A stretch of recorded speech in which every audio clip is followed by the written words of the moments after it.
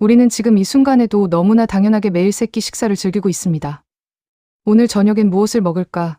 내일 아침은 또 어떤 메뉴로 시작할까 하는 행복한 고민을 하기도 하죠. 하지만 만약 누군가는 그 단 한 끼를 위해 상상조차 할 수 없는 것을 먹어야만 했다면 어떨까요? 우리에겐 그저 일상적인 음식이라는 것이 북한 주민들에게는 생존 그 자체이자 때로는 충격과 슬픔의 상징으로 자리매김했습니다. 우리가 미처 알지 못했던 북한의 처절한 식량 현실, 그리고 그 속에서 피어난 인간의 강렬한 생존 의지를 생생한 사례들을 통해 목격하며 단순한 정보 이상의 깊은 통찰과 감동을 얻으실 수 있을 겁니다. 오늘 그들의 가슴 아픈 이야기를 함께 들여다보시죠. 북한 땅에서 음식이라는 건 단순히 허기를 채우고 몸을 지탱하는 영양분 그 이상의 의미를 품게 되었죠.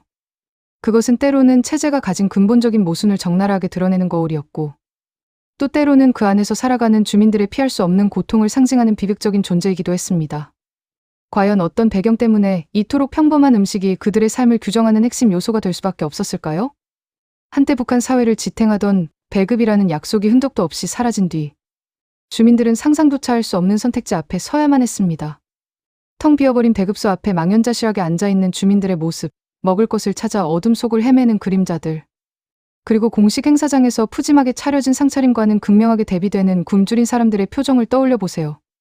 그 순간 음식이란 단순히 배를 채우는 행위를 넘어 생존을 위한 처절한 몸부림이자 체제의 민낯을 보여주는 상징이 되어버렸다는 것을 알 수 있습니다. 그렇다면 그들은 과연 무엇으로 허기를 달래야 했을까요? 사람들은 살아남기 위해 기상천외한 발명품을 만들어냈습니다. 첫 번째 그 중 하나가 바로 인조고기입니다. 고기라는 이름이 붙었지만 사실 이 음식은 진짜 고기와는 거리가 멀었습니다. 콩기름을 짜고 남은 허연 찌꺼기, 즉 콩깻묵을 재료로 사용했죠. 단백질이 턱없이 부족했던 그 시절, 사람들은 버려질 것 같던 부산물에서 한 끼 식사를 책임지는 기적의 발명품을 찾아냈습니다. 콩깻묵을 물에 불리고 으깬 뒤 밀가루나 옥수수 가루를 섞어 반죽합니다. 이 반죽을 얇게 밀어 국수처럼 뽑거나 혹은 고기처럼 덩어리지게 만들어서 말린 것이 바로 인조고기였죠. 언뜻 보기에는 고기 같기도 하고 또 어떤 때는 말린 두부 같기도 했습니다. 이렇게 만들어진 인조고기는 간장 양념에 버무려 밥 위에 얹어 먹거나 국에 넣어 건더기처럼 먹는 것이 일반적이었습니다. 특유의 쫄깃한 식감과 콩의 고소한 맛이 어우러져 당시 북한 주민들에게는 더없이 귀한 단백질 공급원이자 잊을 수 없는 별미로 자리 잡았다고 합니다. 시장에서는 이 인조고기를 팔기 위해 줄지어 선 상인들의 모습과 그것을 사기 위해 주머니를 털어야 했던 주민들의 애처로운 풍경이 흔했습니다. 초라한 식탁 위, 비록 진짜 고기는 아니었지만 가족이 함께 인조고기를 나눠 먹으며 잠시나마 허기를 잊고 살아갈 희망을 다잡았던 그들의 모습은 우리에게 깊은 안타까움과 동시에 인간의 강한 생존 의지에 대한 경외감을 느끼게 합니다. 이처럼 인조고기는 단순한 음식을 넘어 고난 속에서도 삶을 포기하지 않았던 북한 주민들의 끈질긴 생명력을 상징하는 존재였던 것이죠. 이처럼 인조고기는 고난 속에서도 삶을 포기하지 않았던 북한 주민들의 끈질긴 생명력을 상징하는 존재였죠. 하지만 안타깝게도 인조고기마저도 때로는 구하기 힘든 사치품이었습니다. 두 번째 산채무침 이름은 그럴듯하죠? 사실상 풀뿌리를 캐고 봄이 오면 산과들로 나가 냉이, 쑥처럼 흔히 먹는 풀은 물론이고 심지어 독성이 강해 함부로 먹을 수 없는 풀까지도 가리지 않고 뜯어 산채무침을 해먹었습니다. 무침이라고 할 것까진 없고 소금을 뿌려 먹은 것이죠. 배고픔 앞에서는 독성 여부조차 가릴 여유가 없었죠. 독성이 강한 풀을 먹고 식중독은 물론 몸숨을 잃는 일다 다반사였죠. 하지만 북한 주민들은 선택의 여지가 없었죠. 죽을 것을 알면서도 입에 넣어야만 하는 현실 앞에서 좌절과 절망은 일상이었죠. 세 번째 나무풀죽 소나무, 참나무 등 가릴 것 없이 겉껍질을 벗겨내고 그 안에 있는 하얀 속껍질을 필사적으로 씹어 삼켰습니다. 질기고 맛없는 나무 껍질이 그들의 유일한 양식이 되는 순간이었죠. 어렵게 구한 풀과 나무 껍질을 물에 불리고 으깨어 죽처럼 끓여 먹기도 했습니다. 풀죽 한 그릇, 나무 껍질 한 조각이 그들의 유일한 식사이자 마지막 생존 수단이었던 것입니다. 이런 비정상적인 식사는 당연히 심각한 신체적 고통을 불러왔습니다. 영양실조는 기본이고 소화불량, 극심한 위장병, 온갖 질병에 시달려야 했죠. 사람들의 몸은 점점 뼈만 남을 정도로 야위어갔고 눈빛은 삶의 희망을 잃은 듯 초점을 잃어갔습니다. 육체적인 고통뿐만 아니라 풀과 나무 껍질을 먹으며 느끼는 정신적인 황폐함은 또 얼마나 컸을까요? 인간으로서의 존엄성이 밑바닥까지 위협받는 그 순간에도 그들은 오직 살아남기 위해 필사적으로 입에 밀어 넣어야만 했습니다.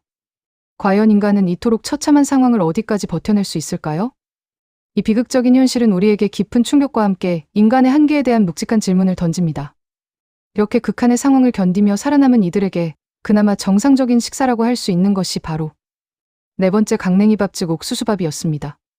북한에서 강냉이는 단순한 곡물을 넘어 그들의 삶을 규정하는 가장 상징적인 존재가 되었습니다. 쌀이 귀한 북한에서는 오래전부터 옥수수가 중요한 식량원이었지만 특히 식량난이 심화되면서 강냉이밥과 강냉이국은 주민들의 일상적인 식탁을 완전히 지배하게 되었죠. 배급 시스템이 무너진 후 사람들은 어떻게든 강냉이를 구해야만 했습니다. 강냉이 밥을 먹는 날에는 그나마 다행인 날입니다. 하얀 쌀밥 대신 거칠고 누런 강냉이밥, 맛은 없지만 최소한의 생명에는 지장이 없으니깐요. 다섯 번째 강냉이국 강냉이 가루를 묽게 풀어 만든 멀건 강냉이국이 매일같이 식탁에 올랐습니다. 옥수수 위주의 식사는 물론 열량은 제공했지만 단백질이나 비타민 등 필수 영양소는 턱없이 부족했습니다. 이로 인해 많은 주민들이 만성적인 영양 불균형과 심박한 성장 부진, 그리고 면역력 저하에 시달려야 했죠. 그럼에도 불구하고 강냉이마저도 귀에서 배급이 중단되는 날이 허다했습니다. 그럴 때면 사람들은 어떻게든 강냉이를 구하기 위해 장마당을 전전하고 어렵게 아껴둔 것을 조금씩 나누어 먹으며 하루하루를 버텨야만 했습니다. 어떤 이들에게는 그마저도 없어 굶주림에 시달려야 했고요. 강냉이밥과 강냉이국은 단순히 한 끼 식사를 넘어 북한 주민들의 척박한 현실과 체제의 모순을 여실히 보여주는 씁쓸한 상징이 되었습니다. 풍요로운 식탁이 너무나 당연한 우리에게는 상상하기조차 어려운 일상이지만 그들에게는 부족 하나마 생명을 이어갈 수 있는 유일한 희망이었던 것이죠. 이처럼 박냉이가 일상화된 결핍의 비극은 북한 체제가 주민들의 삶을 얼마나 깊숙이 침투하여 기본적인 생존권마저 위협했는지를 고스란히 드러냅니다. 여섯 번째 쥐고기를 먹으려면 쥐를 잡아야 합니다. 마을 근처에는 쥐도 없습니다. 북한 주민들이 다 잡아먹은 거죠. 쥐를 잡으려면 먼 산을 가거나 냄새나는 하수구로 가야만 했습니다. 쥐구멍 앞에 빈 깡통을 놓고 구멍 안에 젖은 짚에 불을 붙여 연기를 피웁니다. 연기에 질식한 쥐가 구멍 밖으로 튀어나오면 그걸 잡는 거죠. 쥐를 잡아서 내리쳐 기절시키고 불에 털을 태웁니다. 내장은 뺄 것도 없습니다. 쥐마저도 먹지 못해 삐쩍 말랐기 때문이죠. 털을 태운 쥐를 통째로 불에 올려서 굽습니다. 역겨운 누린냄새가 납니다. 그래도 오랜만에 먹어본 단백질입니다. 입에다 넣으면 디린냄새. 구운 냄새 썩은 맛이 납니다. 하지만 먹어야만 했습니다. 살아야 하니깐요. 그마저도 잡을 수 없었습니다. 마을 주민들이 쥐의 씨를 말린 거죠. 단백질이나 비타민, 그리고 필수 미네랄 등 우리 몸의 기능을 유지하고 성장하는 데 꼭 필요한 영양소들이 만성적으로 부족해지면 면역력이 급격히 약해지고 각종 질병에 취약해지는 것은 물론 특히 자라나는 아이들에게는 치명적인 성장의 불균형을 초래하게 되죠. 실제로 충분한 영양을 공급받지 못한 북한의 아이들은 또래에 비해 성장이 현저히 지연되거나 왜소해지는 경우가 많았습니다. 아이들은 미래의 희망이어야 하지만 그들에게조차 결핍의 그림자가 드리워진 비극적인 현실이었죠. 어른들 역시 만성적인 영양실조로 인해 기운을 잃고 고된 육체노동에 필요한 최소한의 에너지조차 제대로 얻지 못해 극심한 고통 속에서 하루하루를 버텨야 했습니다. 메마른 옥수수밭에서 힘겹게 일하는 주민들의 모습, 그리고 그들의 식탁 위에는 먹어도 되는지 의심이 드는 음식들이 놓여있죠. 북한 사회의 무미건조한 현실을 상징하며 우리에게 깊은 연민을 자아내게 합니다. 이처럼 박냉이가 주민들의 삶에 깊숙이 자리 잡은 것은 단순히 옥수수 생산량이 많아서가 아니라 다른 곡물을 충분히 공급할 수 없는 체제의 구조적인 한계와 식량 배급 시스템의 붕괴가 복합적으로 작용한 결과였죠. 주민들은 허기를 채우기 위해 어쩔 수 없이 옥수수에 전적으로 의존해야만 했고 이는 결국 돌이킬 수 없는 만성적인 영양 불균형과 건강 악화로 이어질 수밖에 없었던 겁니다.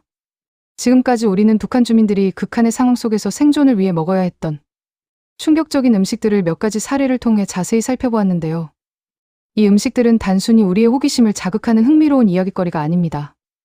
오히려 북한 체제가 주민들의 기본적인 삶을 얼마나 깊숙이 파괴했는지, 그리고 인간으로서 마땅히 누려야 할 존엄성이 어떻게 무참히 위협받았는지를 극명하게 보여주는 아픈 상징이라고 할 수 있습니다. 우리는 이 비극적인 이야기들을 통해 북한 사회의 어두운 민낯을 마주하고 그 속에서도 한 줄기 희망을 찾아 필사적으로 살아가려 했던 인간의 처절한 생존 의지를 생생하게 목격하게 되는 것이죠. 고난의 행군 시기에 들판에 풀뿌리나 산의 나무 껍질을 벗겨 먹으며 연명했던 처절한 모습들, 그리고 일상적으로 강냉이밥과 강냉이국에 의존해야 했던 단조롭고 영양 없는 식탁은 단순히 과거의 특정한 시기에만 국한된 비극이 아닐지도 모릅니다. 어쩌면 지금 이 순간에도 북한 어딘가에서는 누군가가 극심한 허기를 달래기 위해 우리가 상상조차 할 수 없는 비상식적인 방법으로 끼니를 해결하며 고통 속에서 하루를 버티고 있을지도 모른다는 묵직한 질문을 우리에게 던지게 됩니다. 이처럼 북한 주민들이 겪는 고통스러운 현실은 단순히 우리와 멀리 떨어진 다른 나라의 이야기가 아닙니다. 이는 인류 보편의 인권 문제이며 인간으로서 마땅히 누려야 할 기본적인 생존권과 존엄성이 어떻게 쉽사리 침해될 수 있는지를 적나라하게 보여주는 아픈 현실이기도 합니다. 우리가 미처 알지 못했던 북한의 충격적인 식량 현실과 그 속에서 피어난 인간의 처절한 생존 의지를 생생한 사례들을 통해 목격하며 단순한 정보 이상의 깊은 통찰과 인간적인 감동을 얻을 수 있었으면 좋겠습니다. 오늘 우리가 나눈 이 이야기는 단순히 과거의 기록으로만 치부될 수 없는 여전히 현재 진행 중인 인권 문제이자 분단의 아픈 비극을 상징합니다. 우리가 지금 누리는 이 풍요로움과 자유로운 식탁 뒤편에 숨겨진 누군가의 고통을 진정으로 이해하고 평화와 공존의 가치를 다시 한번 깊이 되새기는 소중한 계기가 되어야 할 것입니다. 지금 이 순간에도 북한 땅의 그들은 과연 무엇을 먹으며 고된 하루를 버티고 있을까요? 그들의 삶과 고통에 대한 우리의 지속적인 관심과 성찰이 그 어느 때보다 필요한 때인 것 같습니다. 이처럼 북한 주민들의 삶을 규정하는 요소는 비단 음식뿐만이 아닐 겁니다. 다음 시간에는 또 다른 충격적인 이야기로 북한 사회의 단면을 더욱 깊이 파헤쳐 보겠습니다. 이전 시간에 우리가 함께 들여다보았던 충격적인 음식 이야기들은 단순히 흥미로운 가십거리에 불과한 것이 아니라는 사실을 깨닫게 되실 겁니다. 어쩌면 이러한 이야기들은 북한 체제가 그곳 주민들의 삶을 얼마나 뿌리 깊게 파괴했는지, 그리고 인간으로서 마땅히 존중받아야 할 기본적인 존엄성이 어떻게 처참하게 유린될 수 있었는지를 극명하게 보여주는 상징과도 같은 것이죠. 우리가 나누었던 인조고기, 풀죽, 나무껍질 같은 비상식적인 식사가 과연 1990년대 고난의 행군이라는 특정 시기에만 국한된 비극이었을까요? 안타깝게도 지금 이 순간에도 북한 어딘가에서는 누군가가 극심한 허기와 싸우며 우리가 상상조차 할 수 없는 방법으로 하루하루를 버텨내고 있을지도 모른다는 묵직한 질문을 우리에게 던지게 됩니다. 이처럼 북한 주민들이 겪는 고통스러운 현실은 단순히 우리와 멀리 떨어진 다른 나라의 이야기가 아닙니다. 이는 인류 보편의 인권 문제이며 인간으로서 마땅히 누려야 할 기본적인 생존권과 존엄성이 어떻게 쉽사리 침해될 수 있는지를 적나라하게 보여주는 아픈 현실이기도 하죠. 우리가 미처 알지 못했던 북한의 충격적인 식량 현실과 그 속에서 피어난 인간의 처절한 생존 의지를 생생한 사례들을 통해 목격하며 단순한 정보 이상의 깊은 통찰과 인간적인 감동을 얻을 수 있었으면 좋겠다는 바람을 가져봅니다. 이러한 이해는 우리가 세계 시민으로서 마땅히 가져야 할 책임감이기도 할 겁니다. 오늘 우리가 나눈 이 이야기는 단순히 과거의 기록으로만 치부될 수 없는 여전히 현재 진행 중인 인권 문제이자 분단의 아픈 비극을 상징합니다. 우리는 지금 이 순간에도 풍요로운 식탁에서 자유롭게 음식을 선택하고 있지만 그 풍요로움과 자유 뒤편에 숨겨진 누군가의 고통을 진정으로 이해하고 평화와 공존의 가치를 다시 한번 깊이 되새기는 소중한 계기가 되어야 할 것입니다. 한반도라는 같은 땅에서 서로 다른 체제 속에서 살아가는 이들의 삶을 들여다보는 것은 비단 그들만의 문제가 아니라 우리 모두의 미래와도 깊이 연관되어 있음을 일깨워주는 중요한 계기가 될 테니까요. 지금 이 순간에도 북한 땅의 그들은 과연 무엇을 먹으며 고된 하루를 버티고 있을까요? 그들의 삶과 고통에 대한 우리의 지속적인 관심과 성찰이 그 어느 때보다 필요한 때인 것 같습니다. 단순히 동정의 시선이 아니라 인간 대 인간으로서 그들의 존엄성을 존중하고 더 나은 미래를 함께 모색하려는 노력이 필요하다는 말씀이죠. 북한 주민들의 삶을 규정하는 요소는 비단 오늘 이야기했던 음식뿐만이 아닐 겁니다. 그들의 일상 속에는 우리가 아직 알지 못하는 수많은 이야기와 어려움이 녹아 있을 테니까요. 우리가 이번 시간을 통해 북한의 식량 현실을 깊이 들여다보며 인간 생존의 경계와 존엄성의 가치를 다시금 생각해보는 귀한 기회를 가졌듯이 앞으로도 그들의 삶의 다양한 측면을 함께 탐구하며 이해의 폭을 넓혀 나갈 수 있기를 기대합니다. 굶주림이라는 원초적인 고통 속에서도 삶을 이어가려 했던 처절한 몸부림은 우리에게 인간 본연의 강인함과 동시에 체제의 폭력이 얼마나 잔혹할 수 있는지를 동시에 보여주는 거울이 되어줄 겁니다. 이러한 성찰의 시간이 결국 더 나은 한반도의 미래를 향한 작은 발걸음이 되리라 믿어 의심치 않습니다. 이 영상이 도움이 되셨다면 좋아요와 구독 부탁드립니다. 여러분의 응원이 제게 큰 힘이 됩니다. 다음 영상에서도 더 유용한 정보를 공유하겠습니다. 감사합니다.